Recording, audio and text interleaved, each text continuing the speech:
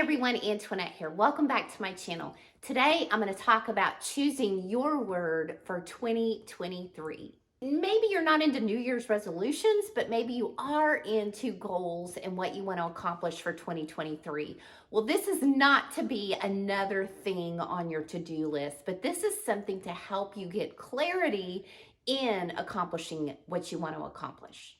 When you think about what you want to do this year, who do you really want to be this year? Maybe it's a personality trait that you want to help develop.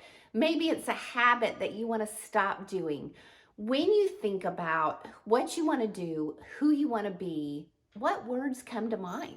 Think about those words that come to mind and then just kind of sit back and let it settle. Let one of those words really resonate with you so that you choose one word for the year. How does this happen? It's interesting. I was having a conversation with my coach, Kathy Rotes, and she was telling me that sometimes when she's looking at her goals and she's thinking about those words that come to mind on what she wants to do and who she wants to be, she'll write those words down and then she'll just give it a few weeks and she pays attention to what she's reading, what she's hearing, what she's listening to, conversations she's having. And always one of those words just kind of bubbles up to the surface as being prominent in conversations or things that she's observing. Something similar happened to me. So last year in 2022, my word for the year was humility. And I felt really good about that word. But when I reviewed it at the end of the year, back in December, I thought, I don't really feel like I did a good job of living out humility. And so I started thinking, what else could I do? How could I really propel myself in this area?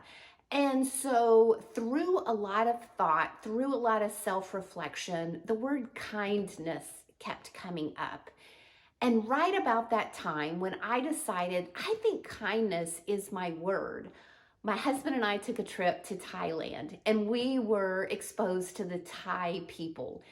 And while we were there and on the way home, I thought, oh my goodness, that is right in front of me. When I look at what is the picture of kindness when it comes to a person, in general, it's the Thai people.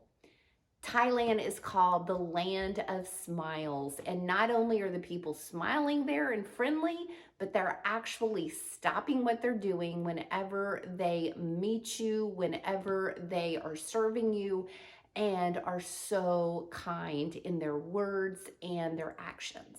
So this really helped strengthen my word for the year for 2023. Not only what is the definition of kindness, I looked that up. I Googled it. What are some examples of that? I went to the Bible to see Bible verses around kindness, but now also thinking about the Thai people and that picture of kindness. So no matter what word is settling with you, you can probably think of someone or a group of people that really do live out that word, that you thought, you know what, if I were to look it up in the dictionary, their picture would be there. And not to be just like that person, but to really study some of their traits so that you can increase your ability to live out that word as well. Don't rush it. A lot of times it's kind of like picking a name for a baby or a pet. You come up with this list of words and then all at once, one of them really resonates with you and you go, that's the word.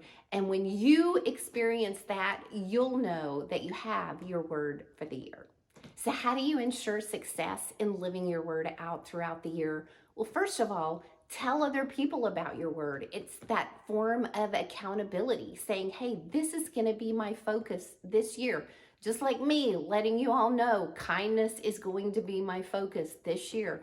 I've already had some situations where my first tendency was to respond in a certain way, and then I heard this little voice saying, be kind. Keep a journal, whether it's a daily reminder at the end of the day to say, hey, how did I live out this word? How was I successful? And how did I fail living out this word on a daily basis? That is ideal. But if you don't do it on a daily basis, then at least do it on a monthly basis. You'll also know when you're successful when you can say that word at any time throughout the year as your word of the year. Don't be like me in that some years people will say, "What's your word of the year?" And I have to sit there and think about it. If that's the case, I know that it hasn't been my focus. So the cool thing about this is every day is a do-over. So it's never too late to live out your word for the year.